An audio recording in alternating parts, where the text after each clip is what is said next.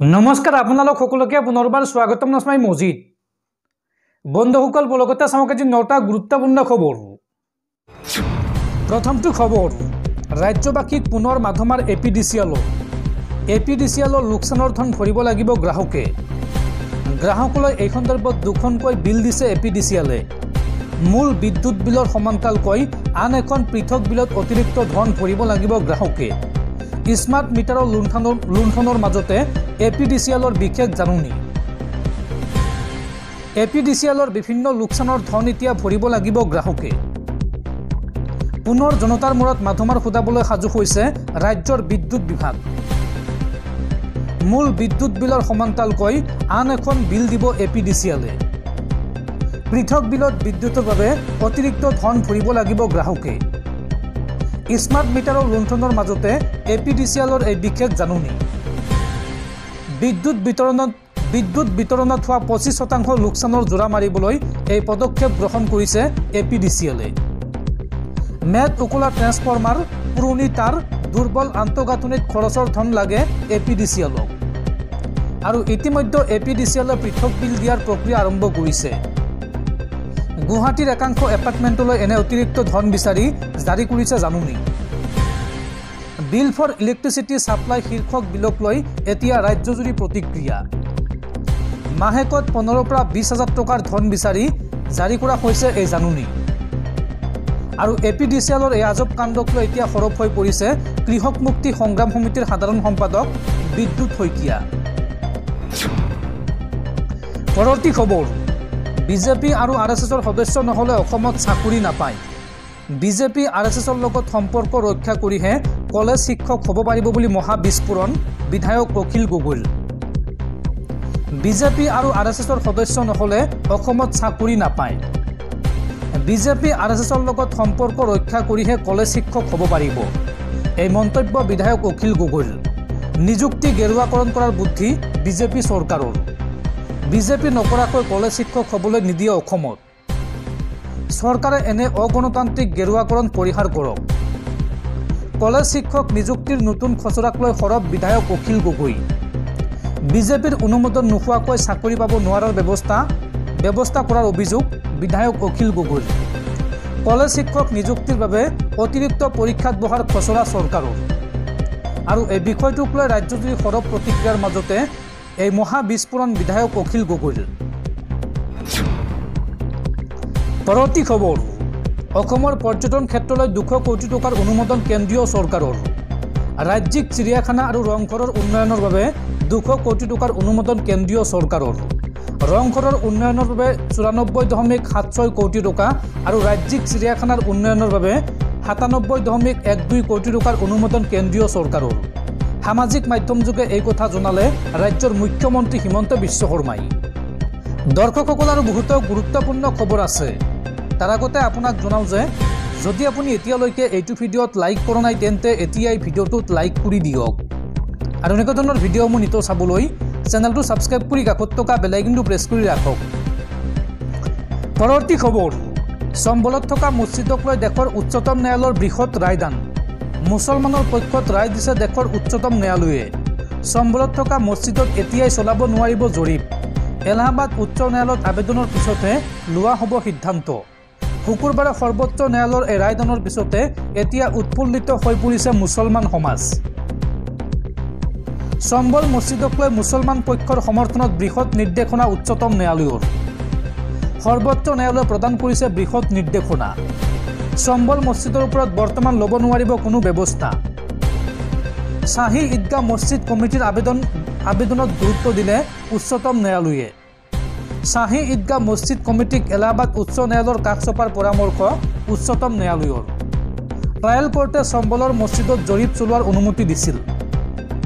হিন্দু পক্ষৰ তৰফৰ পৰা এই মছজিদটো পূৰ্বে মন্দিৰ আছিল বুলি দাবী কৰা হৈছিল। আৰু ট্ৰায়েল কোৰ্টৰ নিৰ্দেশৰ পিছতেই চম্বলত সৃষ্টি হৈছিল উত্তপ্ত পৰিৱেশৰ। আৰক্ষী আৰু প্ৰতিবাদকাৰীৰ মাজত সৃষ্টি হৈছিল সংঘাতৰ। এই সংঘাতত শোকাবহ ঘটনা সংঘটিত হৈছিল কেইবাজনো ব্যক্তিৰ সৈতে। আৰু শুকুৰবাৰে নামাজৰ সময়তে এই মছজিদৰ কাষত গঢ়ি তোলা হয় কটকটীয়া নিৰাপত্তা ব্যৱস্থা। আৰু সৰ্বোচ্চ ন্যায়ালয়ৰ মুখ্য ন্যায়াধীশ সঞ্জীৱ খান্নাৰ এই নিৰ্দেশনাক আদৰণি জনাইছে মুছলমান সমাজে। পৰৱৰ্তী খবৰ, অসম বিধানসভাত সম্পন্ন হ'ল নৱনিৰ্বাচিত বিধায়কসকলৰ শপত গ্ৰহণ অনুষ্ঠান। শুকুৰবাৰে সন্ধিয়া 5 গৰাকী নৱনিৰ্বাচিত বিধায়ক বিধায়িকাই গ্ৰহণ কৰিলে শপত। শপত বাক্য পাঠ কৰোৱালে অসম বিধানসভাৰ অধ্যক্ষ বিশ্বজিৎ দৈমাৰীয়ে। শুকুৰবাৰে শপত গ্ৰহণ কৰিলে দীপ্তিময় চৌধুৰী, নিৰ্মল কুমাৰ ব্ৰহ্ম, দিগন্ত ঘাটোৱাল, দীপ্লু ৰঞ্জন শৰ্মা আৰু নিহাৰ ৰঞ্জন দাসে শপত বাক্য পাঠ কৰিলে। পৰৱৰ্তী খবৰ, মধ্যপ্ৰাচ্যৰ যুদ্ধক লৈ ডাঙৰ খবৰ। যুদ্ধৰ বাবে এইবাৰ মাৰাত্মক মিছাইল RS-28 শৰ্মত সাজু কৰিছে ৰাছিয়াই। এই মাৰাত্মক মিছাইল সাজু কৰিবলৈ নিৰ্দেশ দিছে ৰাছিয়াৰ ৰাষ্ট্ৰপতি ভ্লাডিমিৰ পুটিনে। আৰু তাৰ পিছতে হাহাকাৰ লাগিছে আমেৰিকা আৰু ইউক্ৰেইনৰ। আমেৰিকা ইউক্ৰেইনত হ'ব পাৰে পাৰমাণৱিক আক্ৰমণ। যিকোনো মুহূৰ্তত এই আক্ৰমণ চলাব পাৰে ৰাছিয়াই। আমেৰিকা ইউক্ৰেইনক পাৰমাণৱিক আক্ৰমণৰ সকিয়নি ৰাছিয়াৰ ৰাষ্ট্ৰপতি ভ্লাডিমিৰ পুটিনৰ। ৰাছিয়া ইউক্ৰেইনৰ যুদ্ধৰ মাজতে পুটিনৰ শক্তি প্ৰদৰ্শন। যুদ্ধৰ বাবে RS-28 শৰ্মত মিছাইল সাজু কৰিবলৈ নিৰ্দেশ দিছে পুটিনে। বিশ্বৰ ভিতৰত আটাইতকৈ মাৰাত্মক মিছাইল হৈছে RS-28 শৰ্মত। RS-28 শৰ্মত মিছাইলেৰে কৰিব পাৰি পাৰমাণৱিক আক্ৰমণ। 25,500 কিলোমিটাৰতকৈ অধিক দূৰত্বত শত্ৰুক আঘাত হানিব পাৰে এই মিছাইলে। 750 কিলোটন পাৰমাণৱিক অস্ত্ৰ কঢ়িয়াই নিব পাৰে এই মিছাইলে। এই মিছাইলেৰে বিশ্বৰ যিকোনো স্থানতে আক্ৰমণ চলাব পাৰি। গতিকে এই মিছাইল সাজু কৰাৰ পিছতে এতিয়া ভয়ত কঁপিছে আমেৰিকা যুক্তৰাষ্ট্ৰৰ লগতে ইউক্ৰেইন। পৰৱৰ্তী খবৰ, ৰাজ্যবাসীলৈ অশনি সংকেত। অসমত ভূগৰ্ভৰ জলস্তৰ বিপদজনকভাৱে হ্ৰাস পাইছে।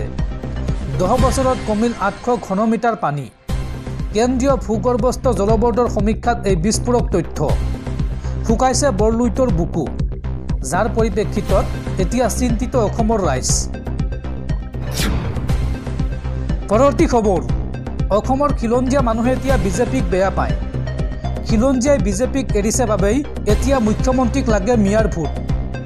2026 বিধানসভা নিৰ্বাচনত অসমৰ সংখ্যালঘু 6 সমষ্টিত বিজেপিয়ে নিৰ্বাচন খেলিব বুলি মুখ্যমন্ত্ৰীয়ে কোৱাৰ পিছতে মুখ্যমন্ত্ৰীক খুৰদাৰ সমালোচনা বিধায়ক অখিল গগৈৰ। বিজেপিক অসমৰ খিলঞ্জীয়া মানুহে এতিয়া এৰিছে। খিলঞ্জীয়া মানুহে এতিয়া বিজেপিক বেয়া পায়। চামগুৰিত মিয়াই বিজেপিক আৰু অসমীয়াই ভোট দিছে কংগ্ৰেছক। বিহালীত অসমীয়া ভাষী লোকে বিজেপিক ভোট দিয়া নাই। খিলঞ্জীয়াই বিজেপিক এৰিছে বাবেই মুখ্যমন্ত্ৰীক এতিয়া মিয়াৰ ভোট লাগে।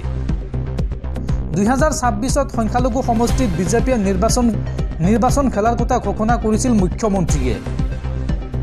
2026 অসমৰ 6টা সংখ্যালঘু সমষ্টিত যুঁজাৰ কথা কৈছিল মুখ্যমন্ত্ৰীয়ে। আৰু মুখ্যমন্ত্ৰী এই ঘোষণাৰ পিছতে বিজেপিক তাচ্ছিল্য বিধায়ক অখিল গগৈ। লগতে ধলাইৰ নৱনিৰ্বাচিত বিধায়ক নিহাৰ ৰঞ্জন দাসক বিদেশী আখ্যা বিধায়ক অখিল গগৈৰ। পৰৱৰ্তী খবৰ, চম্বলৰ জামে মছজিদ বিতৰ্কক লৈ এইবাৰ প্ৰতিক্ৰিয়া প্ৰকাশ কৰিছে জম্মু কাশ্মীৰৰ প্ৰাক্তন মুখ্যমন্ত্ৰী মেহবুবা মুফতিয়ে। মেহবুবা মুফতিৰ মন্তব্য, কেইদিনমান পিছত মুছলমানৰ ঘৰতো শিৱলিংগ বিচাৰি চলিব অভিযান। মুছলমানৰ ঘৰত শিৱলিংগ বিচাৰি চলিব অভিযান। চম্বলৰ জামে মছজিদ বিতৰ্কক লৈ এই প্ৰতিক্ৰিয়া মেহবুবা মুফতিৰ। প্ৰথমে মছজিদত শিৱলিংগ বিচাৰি অভিযান চলিছিল আৰু এতিয়া আমাৰ ঘৰত চলাব অভিযান। দেশত দুটা ভাগত ভাগ কৰিব বিচাৰিছে একাংশই। 1991 চনৰ এটা গোচৰৰ ৰায় মতে 1947 চনৰ পূৰ্বৰ কীৰ্তিচিহ্নত খনন কৰিব নোৱাৰে।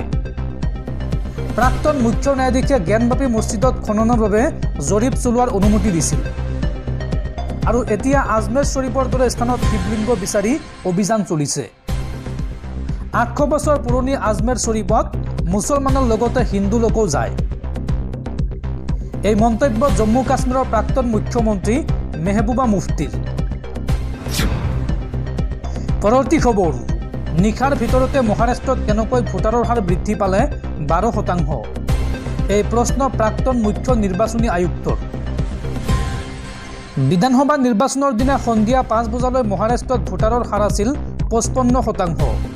সন্ধিয়ালৈকে 58.22% উপনীত হয়।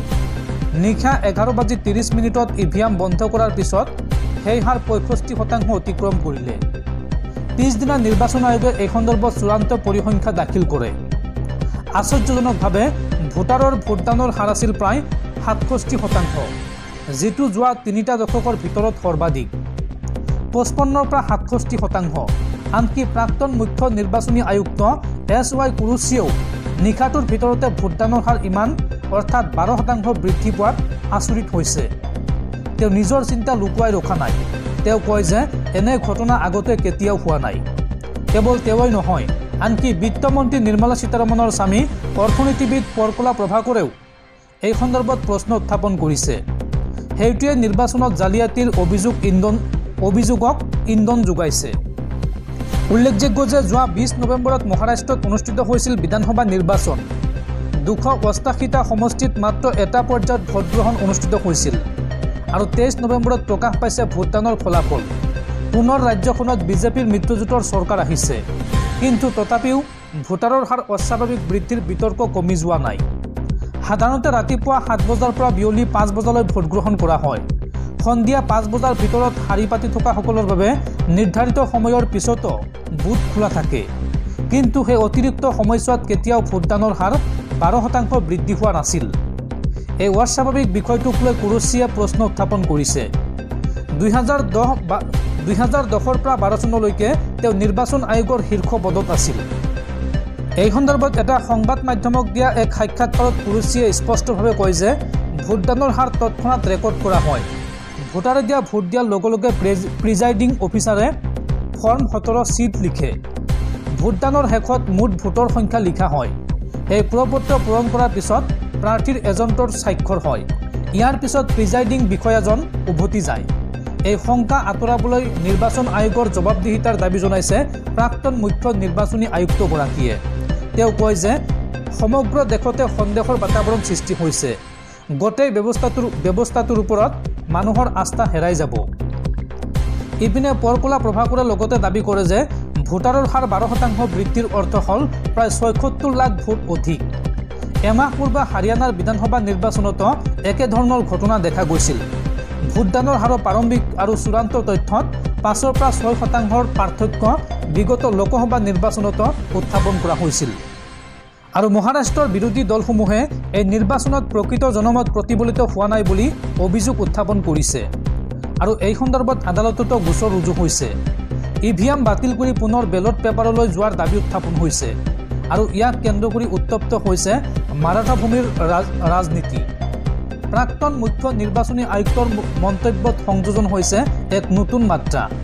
পূৰ্বৰ মুখ্য নিৰ্বাচনী আয়ুক্তগৰাকীয়ে উত্থাপন কৰা প্ৰশ্নৰ উত্তৰ দিবনে বৰ্তমানৰ মুখ্য নিৰ্বাচনী আয়ুক্ত ৰাজীৱ কুমাৰে, সেয়া পৰৱৰ্তী সময়ত লক্ষণীয় হ'ব।